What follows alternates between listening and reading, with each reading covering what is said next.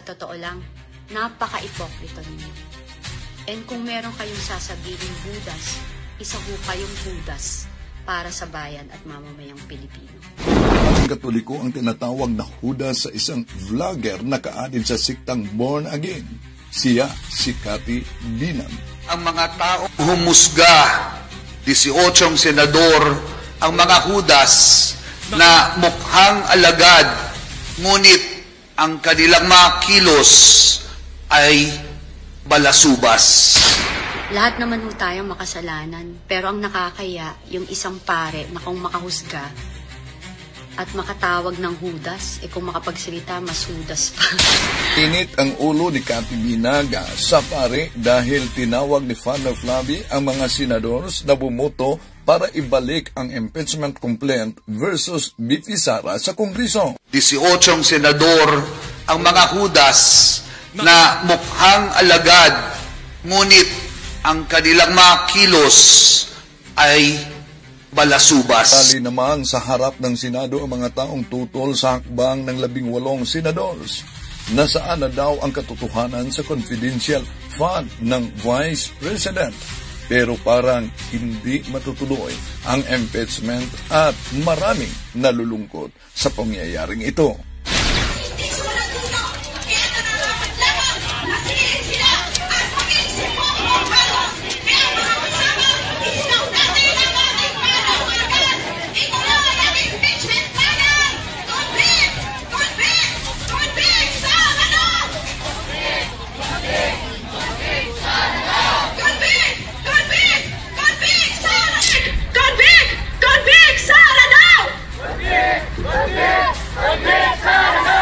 Sa ilalim ng gobyerno ni Marcos Jr. na kinakabit nila sa lahat ng produkto sa gobyernong ito. Pero anong ginagawa ng mga politiko, lalong-lalo na ni Sara Duterte, na pamilya ng mga politiko dito sa ating bansa? Walang iba. Napakarami po ng ninakaw ni Sara Duterte. Kaya dapat pong protestahan natin itong Senado. Walang iba kundi itong usapan ng mga trapo, itong negosasyon ng mga politiko. Linisin! Linisin! Linisin! Atakas kaya sa impeachment complaint si VP Sara Duterte? At uminit ang ulo nitong si Cathy Binag, isang born again, dahil kay Father Flavi. Pero may kontrahan yata dahil una, tudong dipinsan niya ni Pastor Apollo Kibuloy.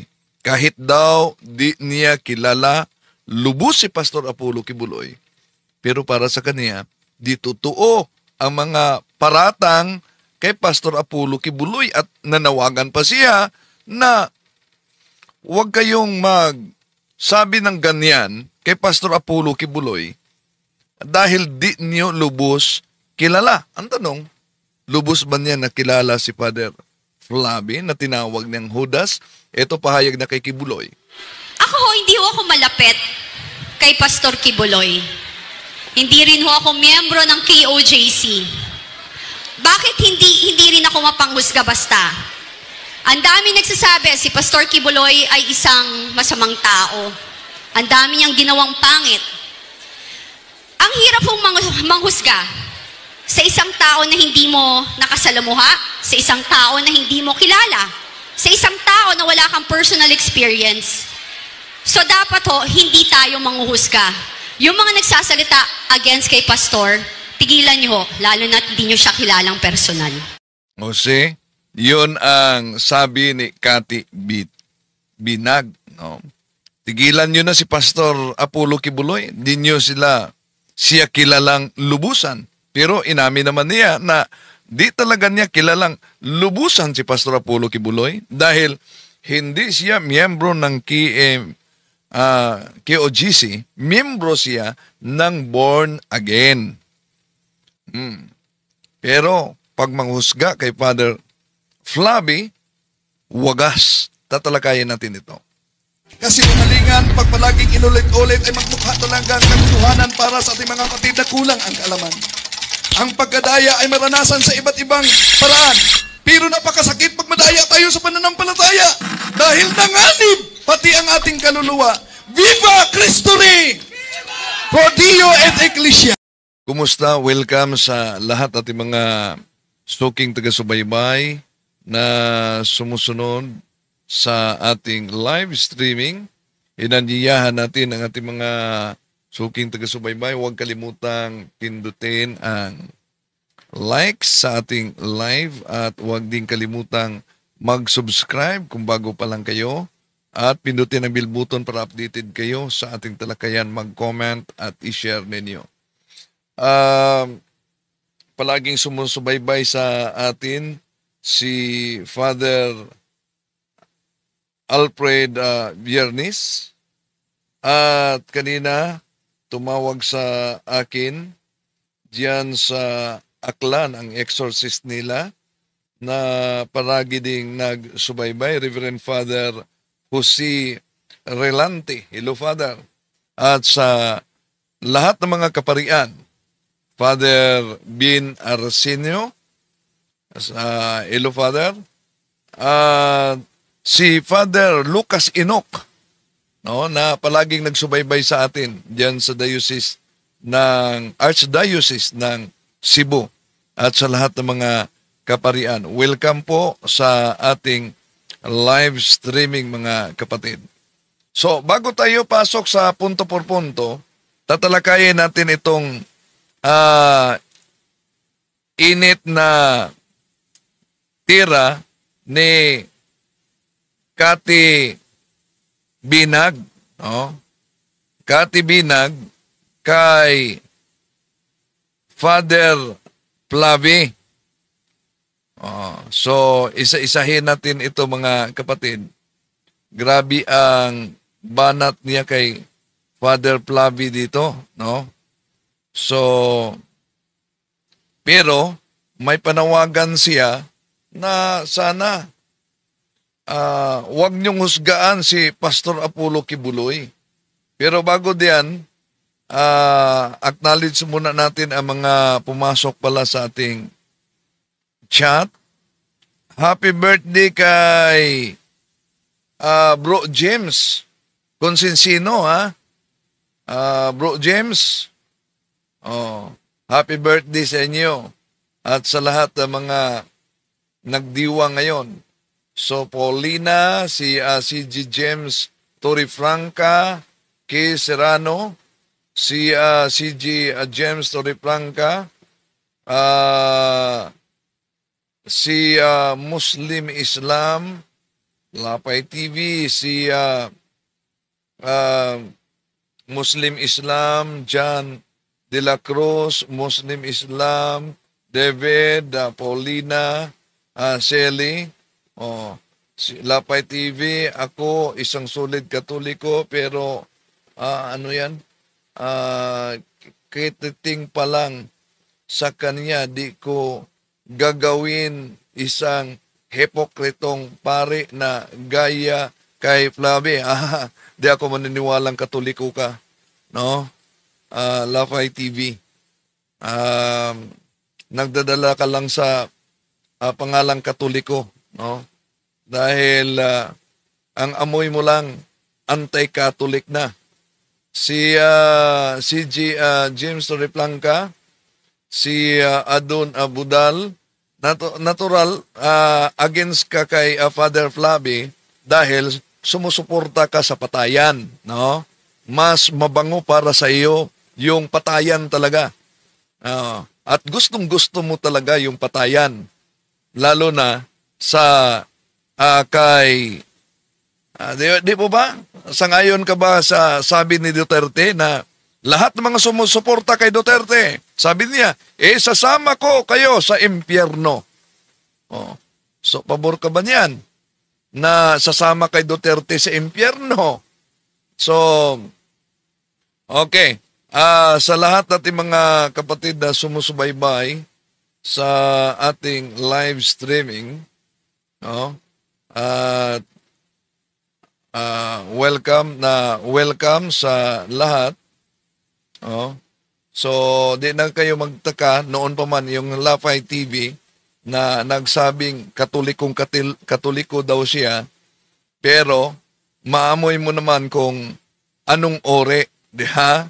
Oh? Dahil kung talagang katoliko siya, kilala ba niya si Father Flavie na tinawag niyang So, diyan pa lang makilala na natin mga kapatid. Okay. So, isa-isahin natin itong banat ni Miss Kate. Na una, ito kasi. Ang mga taong humusga, 18 senador, ang mga hudas na mukhang alagad, ngunit ang kanilang mga kilos ay balasubas.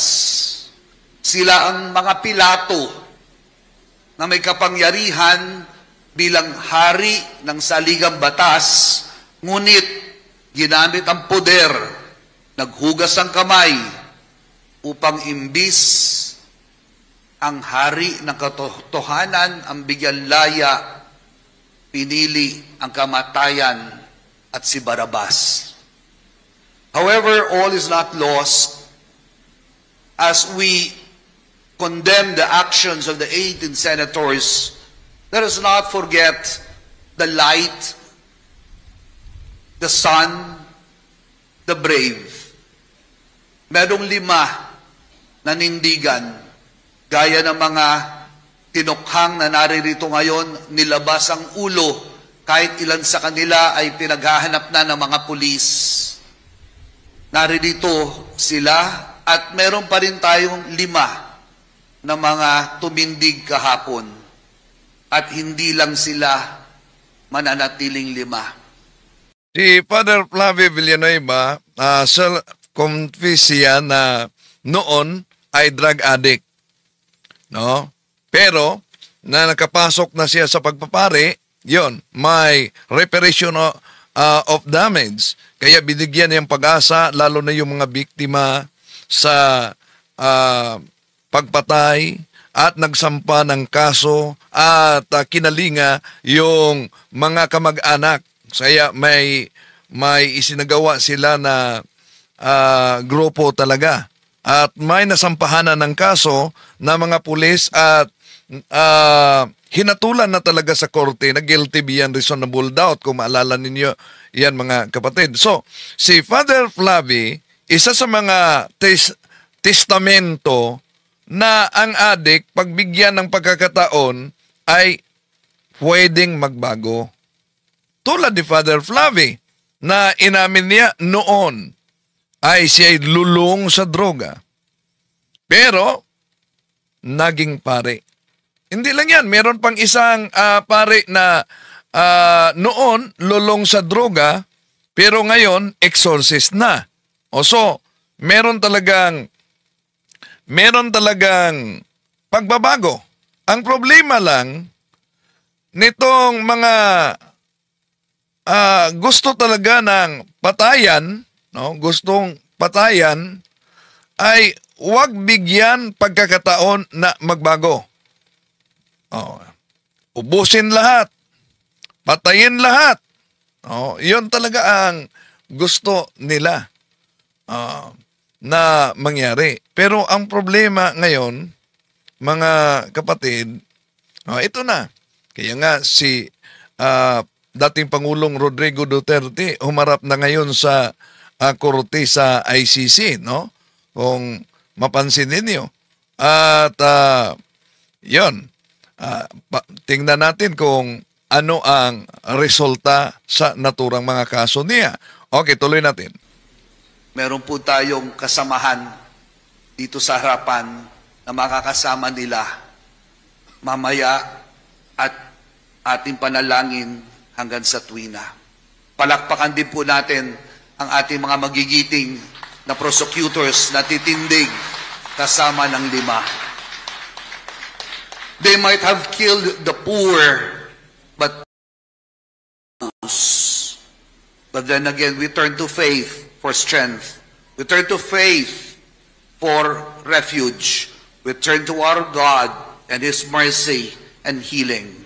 And most especially, we turn to God for democracy to once again reign through each one's efforts.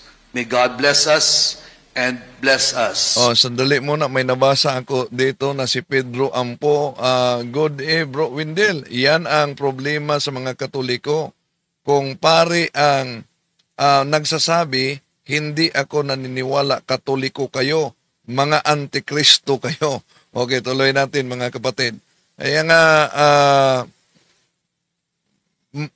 may mga nagpakilalang Katolik, pero nag-aangkin pang solid daw Katolik, but sa likod niyan, nangangamoy talaga ang pagiging lukewarm Catholic, mga kapatid.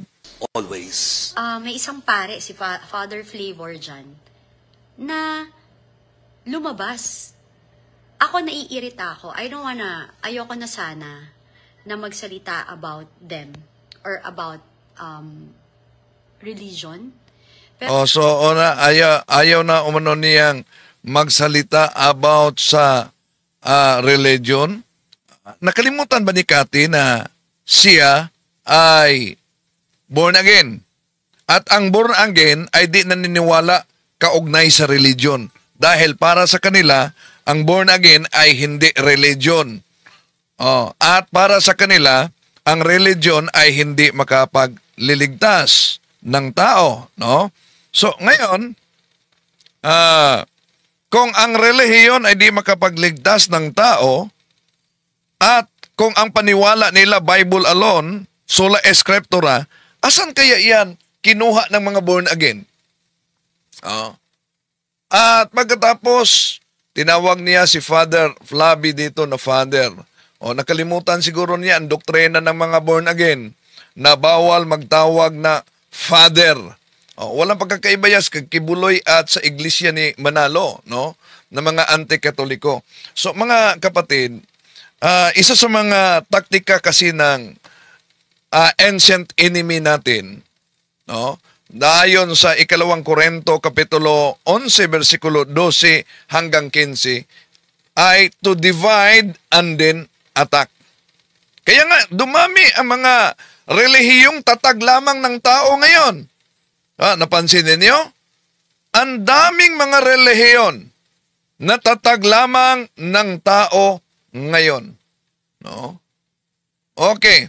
So, at maraming pumipili. Bakit pinipili ng karamihan?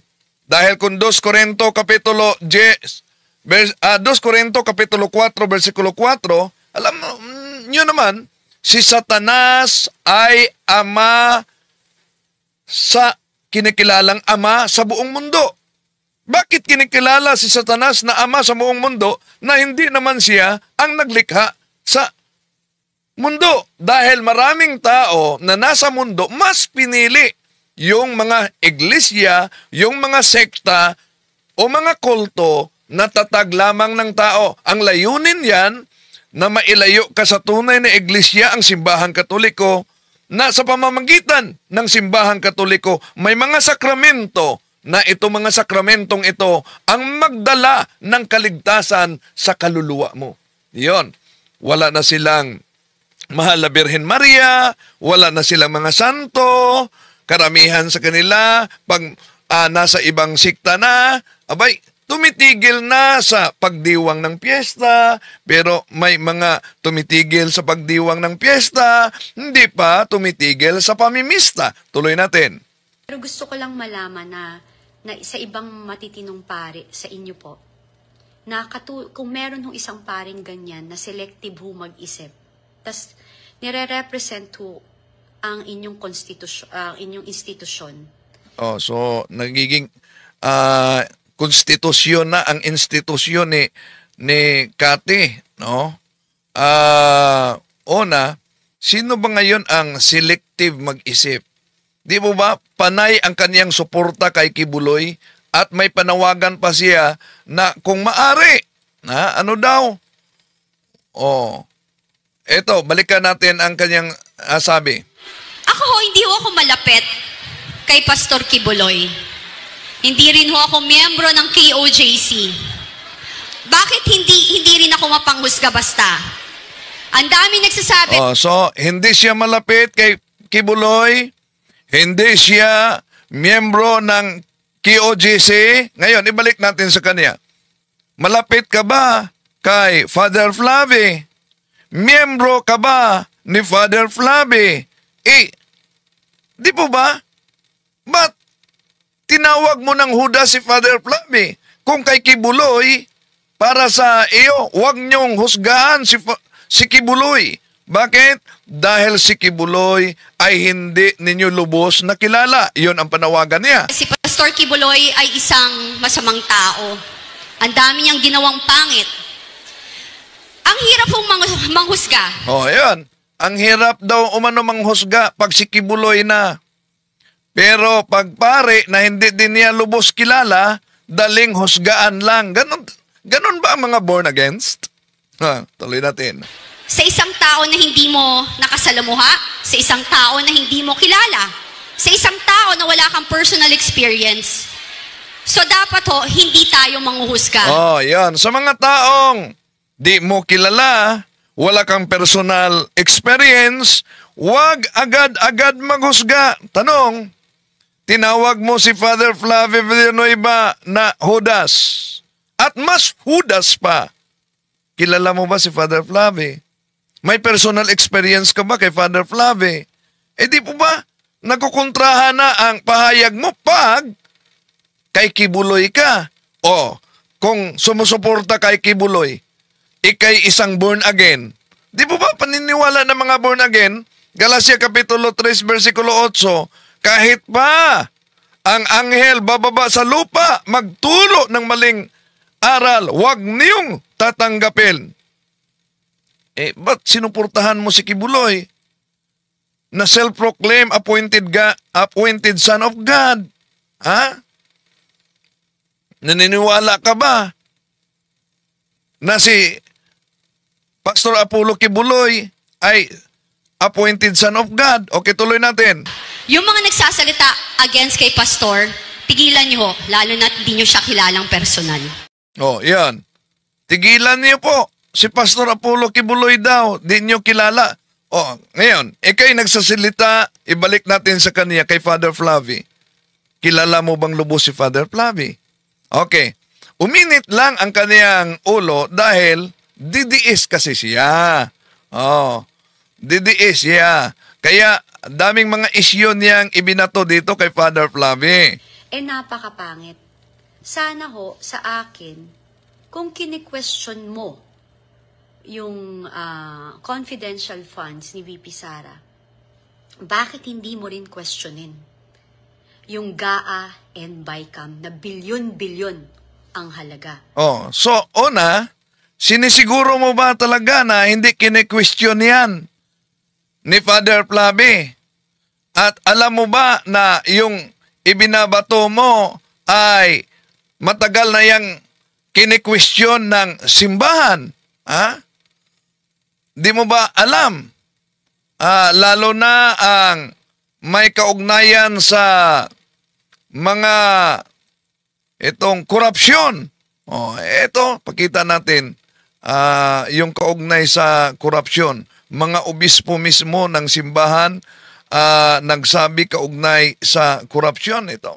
The Catholic Bishop has sharply criticized corruption and persistent influence of the political dynasties in the country, urging voters to prioritize integrity and public service in the upcoming May election. Iyon ang panawagan ng mga obispo dahil iyon talaga ang problema sa ating bansa. So, ano pa ang iba binabato niya na dapat i-question daw? Di mo ba, research muna, matagal na yang kini-question kahit sa CBCP at kahit sa ilang mga obispo at mga kaparian, at ang isyong ibinabato niya, na-publish yan sa CBCP News mismo. Ang flood control. Ayan, flood control. Isa din yan na issue na yan. Matagal na yung issue sa CBCP. Ang flood control. Saan yan natin? O, ito. Pakita natin mga kapatid. Kaya research naman. Oh, Catholic leaders in Albay blame quarrying for infrastructure for flooding. Oh, may detalye dyan, kaugnay din sa flood control. Ano pa? Projects na trilyon ang halaga. Bakit? Dahil hindi nyo nagustuhan yung desisyon na ibinalik sa Kongreso ang impeachment. Una, kahit nga mga eksperto sa batas, nagpahayag kaugnay diyan na ang ginawa ng ilang mga eksperto sa batas, ang ginawa ng Senado ay labag daw sa saligang batas dahil wala yan sa batas na ibalik doon. Okay, ngayon nasa uli na. Binalik na ng Kongreso. Kung tingnan natin ang nangyari sa isinagawa yung umiinit talaga ang karamihan. Bakit? Nakita niyo ba? Muntik nang nagsuntukan sila si Senador Villanueva at Senador Robin Padilla. Oh. Pangalawa, si Senador Bongo, Senador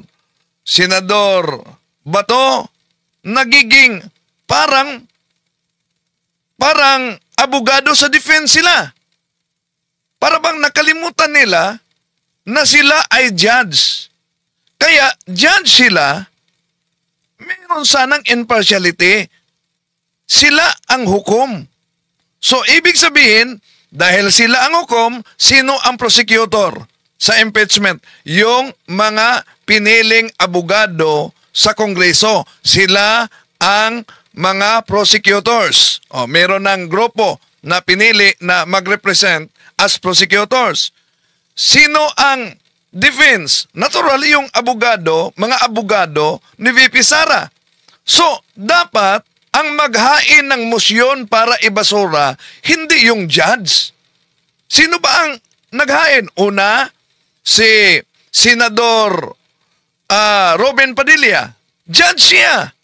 Imagine, saan ka makakita na yung judge mismo ang may motion na ibasura ang kaso? Pangalawa, sino pa ang naghain na ibasura ang kaso? Si Senador Bato. Judge siya. Kaya ayon sa mga eksperto, dapat ang gumagawa niyan para maghain na ibasura, walang iba, ang defense lawyers ni VP Sara. Oh, yun talaga. Tuloy natin mga kapatid. What do you call this? Documents and kasi may mali na nakikita ang Senate. Is grabe kayong bumanat. Bakit ho kayo nananahimik dun sa issue ng flood control projects? So anong ebidensya na nanahimik pa kung may kaugnayan sa flood control? Matagal na yung issue sa CBCP. No? At ilang bahagi diyan na-publish niya sa CBCP online ang kaugnay sa flood control at corruption kaugnay diyan. Okay, tuloy natin. Yung PhilHealth Fund? Yung PhilHealth Fund, matagal na din yung issue na tinatalakay sa mga obispo sa CBCP. Ito na-publish yan, no? Na-publish yan sa CBCP News. Caritas PH Box Petition Against PhilHealth Funds Transfer. Yan. Ano pa na issue na ibinato niya? Father Flavor, na mas bilyon na ang daming mamamayang Pilipino ang may kailangan. Ang Maharlika Funds. Yan. Maharlika Funds naman. Matagal na yung issue. Kaya research naman pag may time. Di ba? Issue yan. Sa Maharlika Funds, nasa CBCP News yan. Makita ninyo mga kapatid. O paano mo nasabi na nagiging bulag-bingi ang simbahan kaugnay sa mga isyu na may kaugnayan sa ating lipunan? Pero uminit lang talaga siya at tinawag niyang Judas si Father Flavi dahil sa pahayag ni Father Flavi na kontradiksyon at malaking kontrahan talaga sa kanyang pahayag kay Kibuloy na ibalik natin ha, huwag kayong maghusga kay Kibuloy. Bakit daw huwag kayong maghusga kay Kibuloy? Di nyo lubos kilala si Kibuloy. Ako hindi ho ako malapit kay Pastor Kibuloy. Oh, so di siya malapit kay Pastor Kibuloy. Kaya ibalik natin, malapit ka ba kay kay Father Flavi? Hindi rin ho ako miyembro ng KOJC. Oh, di ka miyembro ng Katoliko, di po ba? Dahil matagal nang umalis ka sa Katoliko bilang katuparan sa unang Juan 2:18-19, itong mga taong ito galing lang sa atin, ngunit sila'y humihiwalay sa atin upang makilala na sila'y hindi talaga kasama natin. Mo. So, si Iko Camacho, payag ka ba, sir? Debate about sa topic mo, politics? Yes, payag ako. Pero harap-harapan na debate na politics, payag ako sa debate. Kung gusto niyo makipagdebate, harap-harapan na debate ang kaugnay sa politics, yung sabi ni Father Darwin, doon tayo sa Tagbilaran City. No? Tulad sa debate na nangyari namin sa Islam at ibang religion. So, harap-harapan na debate. Okay ako sa debate kaugnay sa politics. Tuloy tayo. Bakit hindi rin ako mapanghusga basta? Oh. So, bakit daw umano hindi siya makapanghusga? Kasama ba kayong DDS na ito? No? Di basta-basta manghusga. Pero magaling maghusga pagdating kay Father Flavi, pero kay Kibuloy, ano daw? Ang dami nagsasabi, si Pastor Kibuloy ay isang masamang tao. Ang dami niyang ginawang pangit. Ang hirap pong manghusga sa isang tao na hindi mo nakasalamuha, sa isang tao na hindi mo kilala, sa isang tao na wala kang personal experience. Oh, so, yan. Ang hirap umano maghusga sa taong hindi mo kilala. Sa taong sa tao daw umano na wala kang personal experience. Bakit? Kay Father Flavi, may personal experience ka ba? Ibalik natin sa kanya ang argumento. Kay Father Flavi, kilala mo ba siya? Oh. Okay, tuloy natin mga kapatid. So dapat hindi tayo manghuhusga. Yung mga nagsasalita against kay Pastor, tigilan nyo ho, lalo na hindi nyo siya kilalang personal. Oh, yan ang kanyang panawagan. Tigilan umano si Pastor dahil di nyo kilala personal. Ngayon, kung yun ang argumento niya, kilala mo ba si Father Flavi personal? Ibalik natin sa kanya. Okay, ito ang mahaba-haba na pahayag niya bilang suporta niya kay Pastor Apollo Kibuloy. Although born again ito siya, no? Kaanib sa grupo ng born again. So kaya nga, kung pinarinig ko itong pahayag niya sa suporta kay Kibuloy, na wag basta-basta na maghusga, lalo na kung di mo kilala. Bakit? Pagdating kay Father Flavi Villanueva, abay, si Miss Cathy Binag, kinain niya yung pahayag niya. Di ba? Okay, tuloy natin. Para sa mga hindi nakakilala, ako po yung naging whistleblower at ako yung nagsabi, pinagbabawal na droga ni BBM. Oh, yan. Siya daw ang nag-expose kaugnay sa pinagbabawal na droga kay BBM. At ayon nauna na pahayag na itong si Harry Roque, ang wanted ngayon na abogado, si Attorney Harry Roque, na sabi niya may personal knowledge itong si Binag umano tungkol sa akusasyon niya sa drugs. Bakit? Dahil itong si Cathy Binag umano, nakilala ito ni Attorney Harry Roque, mga kapatid, noon pa umanong 17th Congress. Dahil Dati umano itong partner ni Congressman Tony Boy Florendo ayon kay Attorney Harry Roque. At very close sila ni Speaker Pantaleon Alvarez. Iyon ang pahayag ni Harry Roque, mga kapatid. So, itong si Abinag, sabi niya may personal knowledge umano siya sa paggamit ni Pangulong Bongbong Marcos, ayon sa kanya, sa tinatawag na powdery substance. Okay, kinikilala nilang cocaine.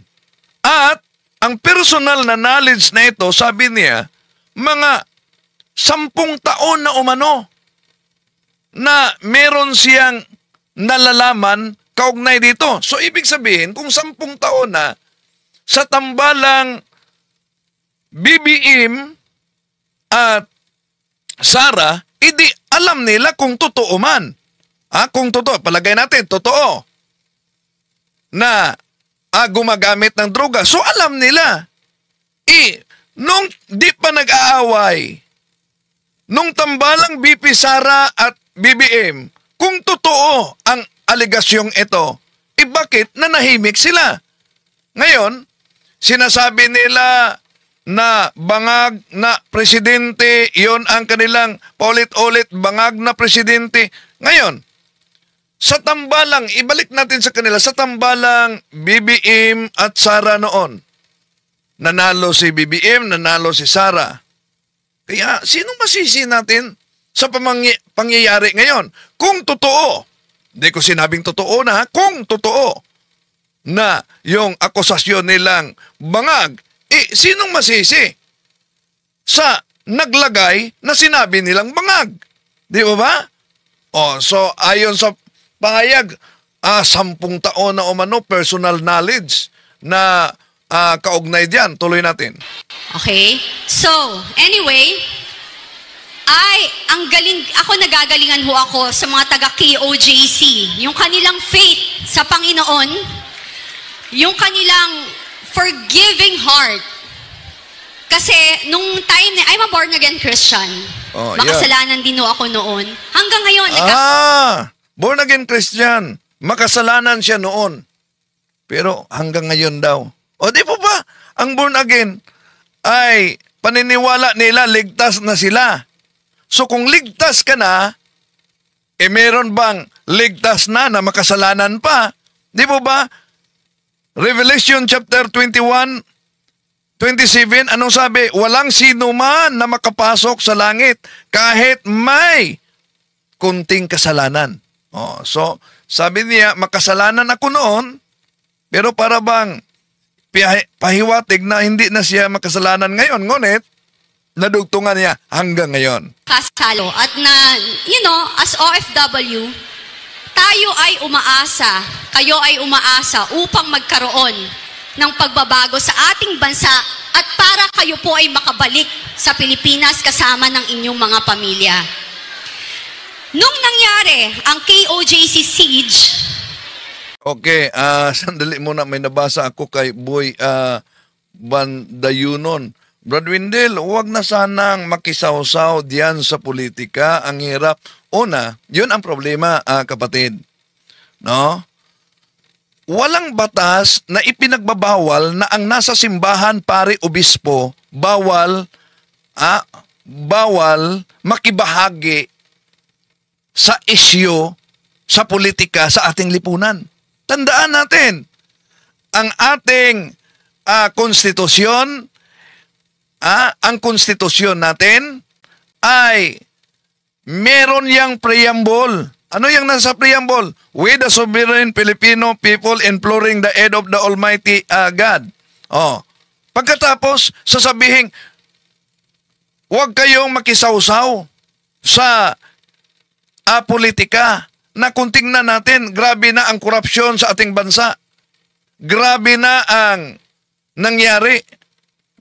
Tingnan niyo ibalik ko sa inyo, tingnan niyo ang pangyayari ni John the Baptist noon.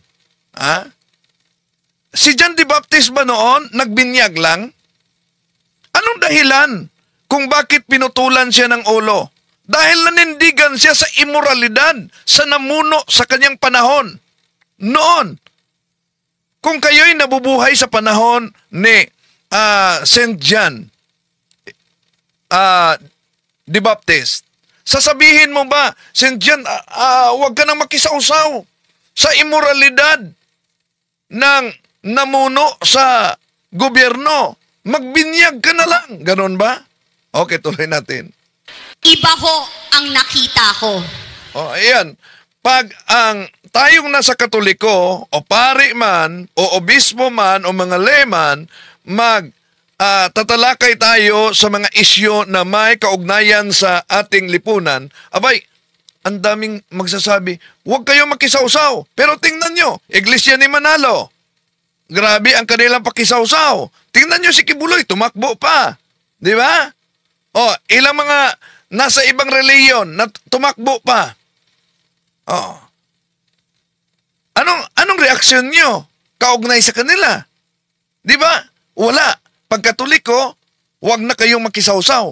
Ano ba yan? Okay, tuloy natin. Ibang level na pang-aabuso ang nakita ko sa ginawa sa walang kamalay-malay, tahimik at hindi violente na mga tao. Alam nyo ba mga kapatid, kung ibalik natin alam nyo ba ang pangyayari sa Malolos Konstitusyon noon kung bakit may separation of church and state? Alam nyo ba ang kasaysayan sa Malolos Konstitusyon? Isang malaking debate yon between devoted Catholic at mga miyembro ng Freemasonry na mga mambabatas. Bakit?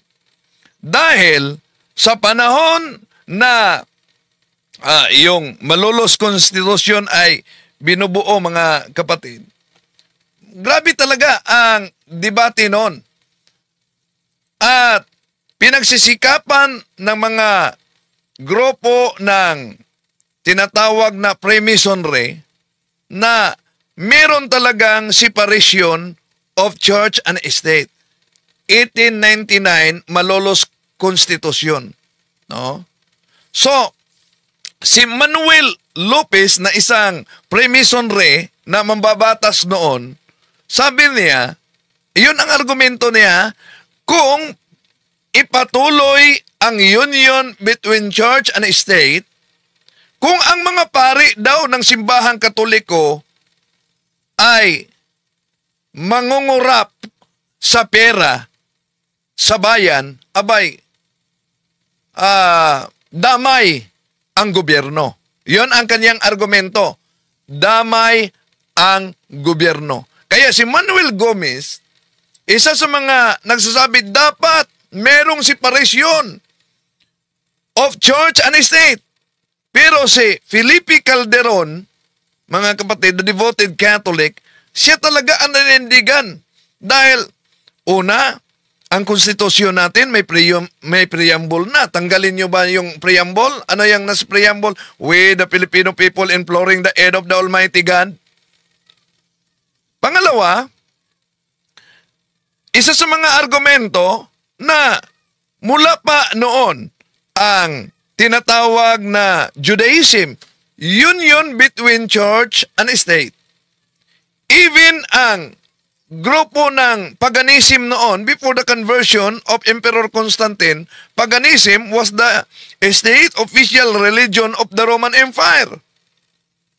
And then even Muslim, union between church and state. Yeah? Oh, union between church and state. Now, ngayon, nagsagawa ng votasyon. Votasyon na. Alam nyo ba? Isa lang, nagiging tie. Ang pabor sa 24, ang pabor sa separation of church and state. And then, union of church and state. 24. So, tie. Ang problema, yung house speaker nila, nag-abstain. Oh. Yun ang niligawan ng mga grupo ng Freemasonry. Kung sisilipin natin ang kasaysayan, nakuha nila ang buto sa speaker. Sinong speaker noon? Si Tixon. Kaya, sa butong isa lang nanalo ang separation of church and state. Yon ang kasaysayan sa Malolos Konstitusyon. At yun ang palaging gagamitin ng mga anti-Catholic at lalo na sa mga nasa Katoliko na hindi naman lubos alam at pinagsanggalan lang yung separation of church and state. Na di pwede mangimasok kayo sa issue na may kaugnayan sa lipunan dahil may separation of church and state. Pero ano po ba ang nasa current constitution sa definition ng separation of church and state? Alam kaya nila bago nila ginagamit niyan na separation of church and state? Dahil ang definition ng separation of church and state ay meron lamang 3 terms. Una, there shall no official state religion. Yon ang unang definition sa separation of church and state. There shall be no official state religion. Pangalawa, the state shall not pass laws for or against any religion. Yon ang pangalawa. Pangatlo, no public funds shall be allocated for the benefit of any religious group. Yun ang separation of church and state. Sa batas natin, sa konstitusyon natin, walang sinasabi na bawal sa isang Katoliko, bawal sa isang nasa simbahan na makibahagi sa social issue ng ating lipunan. Isip-isip naman pag may time. Tuloy natin. Pag Iglesia ni Cristo, nagiging tahimik kayo. Pag kay Kibuloy, nagiging tahimik kayo. Pag Katoliko, grabe ang banat na. Okay, tuloy natin. Na namumuhay sa loob ng compound ng KOJC. Bagkus, kahit sila po ay naapi, sila po ay inabuso, at ang kanilang personal na pamumuhay or private na bahay ay pinasok, nanatili ho silang kalmado at sa huli nagpatawad. So nanatiling kalmado pero aware kaya si Cathy Binag nito? 60 policemen are wounded in the ongoing manhunt for fugitive preacher Apollo Kibuloy and 4 of his associates. The standoff has now entered the 6th day at the sprawling Kingdom of Jesus Christ or KOJC property in Davao. So, yun. Aware kaya siya? Bakit daw umano pinasok?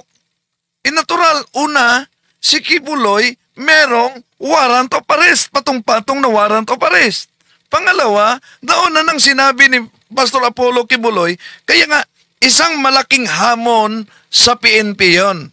Dahil kinikilalang untouchable si Pastor Apollo Kibuloy. Dahil matalik siyang kaibigan sa dating presidente. Pangalawa, naging administrator ang dating presidente sa property ni Pastor Apollo Kibuloy. Pangatlo, si Pastor Apollo Kibuloy mismo ang nagsabi na kaugnay sa mga kaso niya, tinutulungan talaga siya ni dating Presidente Rodrigo Duterte diyan sa Davao. Yon ang sabi niya. Kaya nga, malaking hamon. Itong mga kaso ni Pastor Apollo Kibuloy, na-dismiss yan matagal ng panahon sa Davao. So, anong nangyari? Huminto ba sila sa hanap ng hostisya? Hindi. Idinulog nila sa DOJ. Idinulog nila sa DOJ. Ang problema lang sa mahabang panahon, pinakatulog ito ng taga-DOJ sa sekretary ng DOJ noon sa mahabang panahon. Hanggang pumutok na yung away, hanggang binanata na ni Pastor Apollo Kibuloy, unang banat niya. Di ba? Sabi ni Pastor Apollo Kibuloy, totoo ba, Pangulong Bongbong Marcos, na nagsisinghot kayo ng droga dyan sa Malacanang? Yun ang unang banat niya, di ba? Totoo po ba na nagsagawa kayo ng pagbubudo, o cult niyang pagbubudo, dyan sa Malacanang para sa inyong mga kalaban? Bahagi lang yan sa pahayag ni Pastor Kibuloy. Kaya, ano nangyari? Nabuhay ang nakatulog. Hindi yun ang wala. Pinakatulog lang, nabuhay. Yun ang nalabasan ng warrant of arrest. Yung iba na warrant of arrest, billable yun.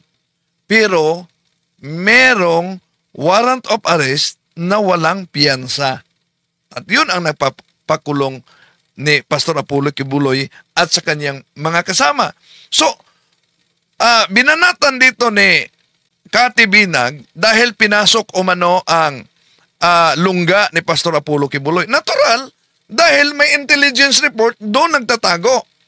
At ginamit ang kanyang mga kaanib na nagiging shield. Kaya nga, sabi niya, mapayapa daw, mapayapa. Bakit kung mapayapa, ang mga pulis, ilang pulis ang sugatan? Balik natin. 60 policemen are wounded in the ongoing manhunt for fugitive preacher Apollo Kibuloy and 4 of his associates. The standoff has now entered the 6th day at the sprawling Kingdom of Jesus Christ or KOJC property in Davao. Okay, tuloy natin siya. Nagiging, imagine, sa kanyang pahayag dito ni Kati Binag, para bang nagiging abogado siya ni Pastor Apollo Kibuloy, although binanggit niya na hindi niya lubos kilala si Pastor Apollo Kibuloy. Iyan din ho ang isang dahilan kung bakit nakita ko na hindi totoo ang sinasabi nilang pangit na ginawa ni Pastor Kibuloy. So nakita daw niya dahil sa pagpasok sa mga kapulisan sa lungga ni Pastor Apollo Kibuloy, nakita niya na walang kasalanan si Pastor Apollo Kibuloy. Sapat na ba yun? Para isarado mo yung patong-patong na mga kaso na naidulog at pinakatulog sa mahabang panahon sa Department of Justice at muling gumising, at yun ang dahilan na may mga patong-patong siya na warrant of arrest. Because nakita ko doon kung gaano kabuti ang mga tao sa KOJC. Diba? Iba yun kasi, di ba, magre-reflect kung paano si pastor bilang tao at leader, magre-reflect yun sa mga tao sa loob ng KOJC. So, how about ngayon, ang dating manggagawa ni Pastor Apollo Kibuloy na naglabas ng audio na pahayag ni Pastor Apollo Kibuloy, ito'y lumabas din sa Senate hearing, di po ba? Lumabas sa Senate hearing, and then, paglabas sa Senate hearing, totoo ba ito? Ang sabi ni Pastor Apollo Kibuloy, parang, pero di niya kinukumpirma. Cebuano na pahayag ito, pero tinatagalog, isinalin ng Tagalog sa kanyang manggagawa. Sa kanyang manggagawa, na of course, lubos niyang kilala si Pastor Apollo Kibuloy. Kung balikan natin ito. Nga naamo diya sa Amerika, kamoy akong isaligan kay kunuhay warrior mo nga parehas nako, mga buutan mo, mga kuyaw kayo mo, mga agi. Pagkatapos, makadungong kong report pariwani, blackmail ko ninyo. Mga yawa mong dagko. Sa akong gibati karon nga inyo kong... Grabe pero yung mga miyembro ni Pastor Apollo Kibuloy nagsabi, hindi yan busis ni Pastor Apollo Kibuloy, AI yan. Ano sa palagay ninyo mga kapatid? Cebuano ito, na inilabas na audio sa kanyang manggagawa. Pero kung kung makaunawa kayo ng Cebuano, mabigat na pahayag ito. Nagmumura ang nagsalita. Itaya. Isa ka mali sa usa ka grupo diha, makulangan ang atong goal. Ako ang manubag ana. Ako'y mutubag ana. Ako ang nakataya ang akong pangalan, nakapirma ko aning mga tseke, nakapirma ko sa bangko. Asa ko ninyo ibutang, kadelikado sa... Oo. Kapag meron daw isa sa kanila na So, sa mga di makaunawa ng Cebuano, ito, isinali niya. hindi makadala ng goal nila, talagang nilalagay si Kibuloy sa alanganin. Kaya, yun nga, sabi niya, nagmumura na si Kibuloy. Narinig niya yung mura niya. Hindi ko na lang sabayan yung kanyang mura, pero naririnig niyo yun na itong mga to ay dapat talaga they deserve death, no? Dahil sa hindi pagdala ng kanilang goal. Akong kahimtang nga ako'y nagapirma, niya nagsalig ko sa inyo nga inyong buhaton ang inyong bulaton ingon nga mga worker diha. Bantay mo sa akong gibati karon sa mga nagapatalibag-bag diyang gapabugat imbis na mutabang sa grupo, imbis makig-usa sa grupo, sila na hinuon ang nahimo mga babag sa grupo. Ang akong gibati karon dili ko niyo makitas nawong. Pero kamong duha amot na payuban ba diri, pero kining duha, kining Judith Adasa kanay mong gihimo, dapat giurong na kagabi ba? Dapat patay na kakaroon sa physical ba? Ikaw mo. Imagine, sabi niya, ito daw si Judith Adasa, dapat namatay na yon nung gabing yun. Physical death. Imagine, dahil sa ginawa kasi nga, yung mga cheque, yung mga transaction na pinirmahan na ni Kibuloy ay hindi na-coop up yung kung magkano man yung amount na pinirmahan niya dahil itong mga workers na ito ay hindi naibigay yung kanilang mga goal. Kaya nagtataka si Kibuloy, bakit buhay pa ito? Grabe. Ayan, ito yung manggagawa ni Pastor Apollo Kibuloy sa mahabang panahon. Mas nakakilala pa ito kumpara ni Cathy Binag na isang DDS. Diba? Okay. So, sandali, may mga nabasa din ako sa Facebook, umiinit sila. Bro, wag mo, sabi ni John Montero, John Montero, wag mo na pagtakpan ang bias sa simbahan. Tandaan mo, separate state at simbahan. Nako, yun na talaga. Alam mo ba kung ano ang definition ng separation between church and state? Bago lang natin yan tinatalakaya. Parang ikaw lang siguro ang inosente kung ano ang definition ng separation of church and state. Pangalawa, may ipinagbabawal ba sa batas na ang simbahan ay aktibong manghipmasok sa mga isyu na may kaugnayan sa ating lipunan? Meron ba? Di po ba wala? Sabi niya, Catholic Faith Defender, Catholic for Divided Guro, saan ka ba talaga? Sa simbahan o sa politician? Una, talagang nanindigan ako sa simbahan. No? Nanindigan ako sa simbahan. Balak mo talaga sigurong magsenator. Hindi. Balak lang yan sa idol ninyo na si Pastor Apollo Kibuloy na magsenator. Imagine si Pastor Apollo Kibuloy na nagsenador. Ano nangyari? Meron umano siyang followers na 8 million.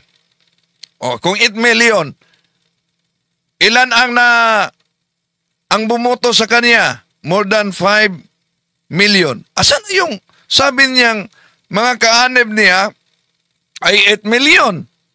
Ibig sabihin, kung totoo man ang sinabi niya na sa KOJC ay may 8 million siya, daming membro ang di bumoto kay Pastor Apollo Kibuloy. So tinatalakay lang natin yan. Problema ninyo, pag itong mga DDS na born again at iba pang mga anti-Catholic na banat ng banat sa mga pare, pinagtanggol pa nitong mga nagpakilalang Catholic daw sila pero lukewarm Catholic.